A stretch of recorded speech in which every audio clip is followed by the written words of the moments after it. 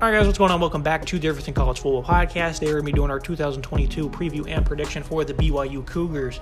Looking at this coaching staff, it remains largely intact.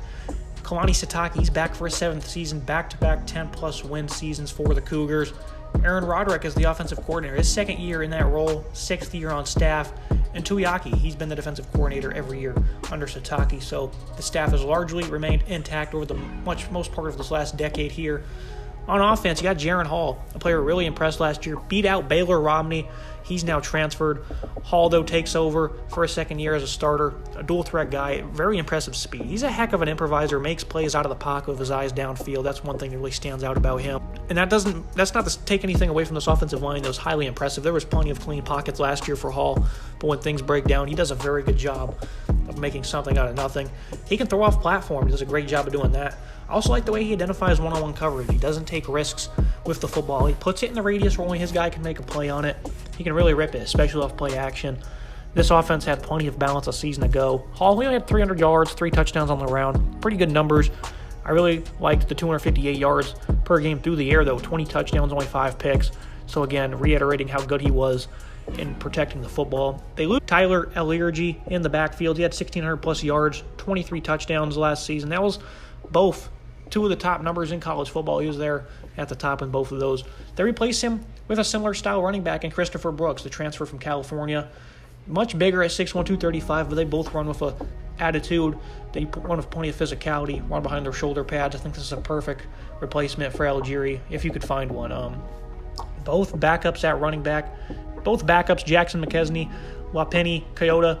These guys are both 215-plus pounds. They got plenty of size in the backfield. There should be no reason why BYU cannot be phenomenal in picking up short yardage this year or being phenomenal in the red zone. They have plenty of size in their backfield. Not much juice, but that's not really their style of running. So no problems there in the backfield. I think they'll just do just fine. There might be a slight fall off because Algieri was that good of a ball player, but I don't expect anything too massive here.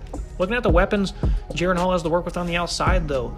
These pass catchers they have, they returned 3 of the top 4 from a year ago. These guys can really locate the ball very well when it's in the air. Gunnar Romney, Puka Nacua, Keanu Hill. These guys all had 17-plus yards per catch a season ago. Let me tell you how phenomenal that is. Gunnar Romney, he always seems to be open on a post route. You know, watch the film. He gets downfield in a hurry.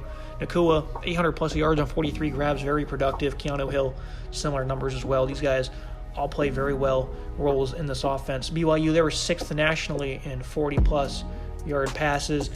A lot of big plays, and that's the complement of running game that was among the nation's best. So BYU's offense, they were terrific. They get a lot of that back for this season. And Jaron Hall, of course, is going to take a next step, you would figure. One of the big reasons why they were so good last year was this offensive line that only gets better. Blake Freeland, he's one of the nation's top tackles. He's a phenomenal pass blocker. That's really the thing that stands out about him. Clark Barrington, one of the better guards in college football. He's probably top 5, top 10 at his position as well. Very disciplined, great run blocker. His brother Campbell is on the other side. And then Oregon transfer Kingsley Suamaitea. He's one of the top tackles in his class from 2021. He comes back home after a short stint in Oregon. He's from the area, so it was kind of interesting to see him leave to begin with. Now he's back, though, with a winning program, so I expect big things out of him. He'll likely anchor down the right tackle position. This is a pretty rock-solid offense, I would say. They get it back a lot in all 3 areas of their football team. Great quarterback, phenomenal offensive line. I love the receivers they have. So this is a really good offense. They were really good last year, especially with balance. I can only imagine they'll get better, though. Looking at the BYU defense, they get back all 11 starters. There was not one particular area they really stood out in. They were outside the top 100 in sacks. They were 103rd on third down. They didn't really stop the run that well. Outside of the Utah State game, they really struggled on the ground. Allowed 4.3 yards per carry, 24 touchdowns a season ago. A lot of young guys stepped up, though. Tyler Beatty was one of them at defensive end. He had 7 tackles for loss, along with Pepe Tuna Vaza at linebacker. Well, he's moving to linebacker now. He played more of a defensive line role last year. Plenty of rotational help on this defensive line, though. I like the nastiness they play with. Penetration is obviously not ideal. They certainly need to get better in that area to generate more of a pass rush and the ability to continue to stop the run. Those are the main focal points this year, I think, for them. BYU, though, they have a phenomenal linebacking core. Ben Bywater, 102 tackles last year. Very good run defender. I like Peyton Willigar as well. Versatile, good in coverage. Use him off the edge a good bit. I think they might continue to do that more this fall because, again, they kind of need some pass rushing help. They don't really have much of an edge presence outside of Beatty, but we'll see what happens there. Keenan Philly, he steps back into a lead role 3 games last year. He had 31 tackles in those few appearances. Comes back from an injury. Max Tooley as well, another one. All around this linebacking core, very deep. And Tuivasa heading over to a backup role. They have plenty of size, plenty of leadership, plenty of playmaking at linebacker. It's a pretty young front seven, I would say. I think there's some good veterans, there's some good young players as well, so they have a nice blend of everything, I think, in this front seven. Plenty of things to look forward to for BYU as they look to progress on some of their weaknesses. Looking at the coverage last year, the secondary, I thought, over top, they were rock solid downfield. They did not give up much. Underneath, the coverage really struggled with tackling. Overall, just football IQ plays. They didn't have a lot of that underneath, it seemed like. Caleb Hayes, though, grew into a star last year, transferred from Oregon State, arrived here, put up 11 pass breakups. He was unquestionably their top defensive back. Malik Moore, a guy I'm looking to see break out this fall.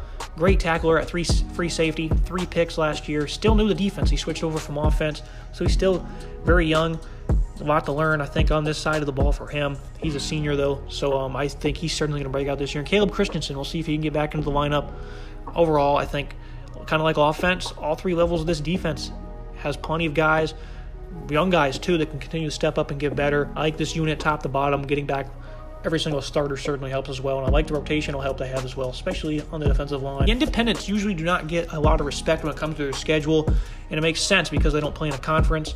But these schedules are not easy. You look at Notre Dame's schedule. You look at BYU's ones here. They got Baylor, Oregon, Notre Dame, Arkansas, and they even play road games with Boise and Stanford.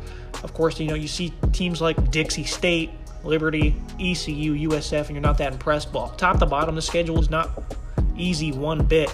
I have this team going 11-1. They get a lot of experience back. This offense is no joke, especially with the offensive line they have. This is a very good ball club. They're disciplined. They play hard. They've showcased that the past 2 seasons. I think the schedule is a little tougher this year, but I have no concerns. I think this team can be a legitimate CFP contender.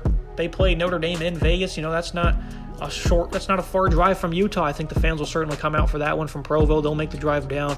I think this might be a home game for BYU, but I think the talent for Notre Dame will reign supreme in that one. But if they can win that game and they're undefeated up to this point, you have something legit going on here. I think they could certainly be a playoff contender, especially if they're undefeated after October 15th, then the rumblings will certainly continue to kick in gear. This could definitely be a playoff team. We'll see what the record is on October 15th when they play after they play Arkansas, but Baylor, very tough ball squad. They, of course, lose a lot, but that's a Big 12 champion team from last year at Oregon.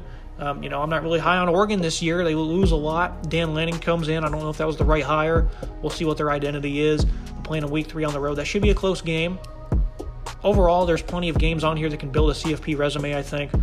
I don't know if they'll get there, but I think New Year's 6 is certainly on the radar. 11-1 is the final verdict. This team just plays very hard, and they're very disciplined. Top to bottom, I like what they have on offense, defense.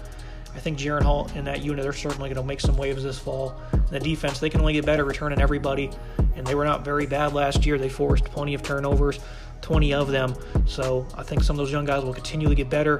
I think they'll get better against the run. I'm not sure how much better, but I see them going 11-1. I think 12-0 and potentially a playoff berth is on the docket for BYU. So that's going to be it for today's episode, guys. Make sure you like, comment, subscribe. See you next time.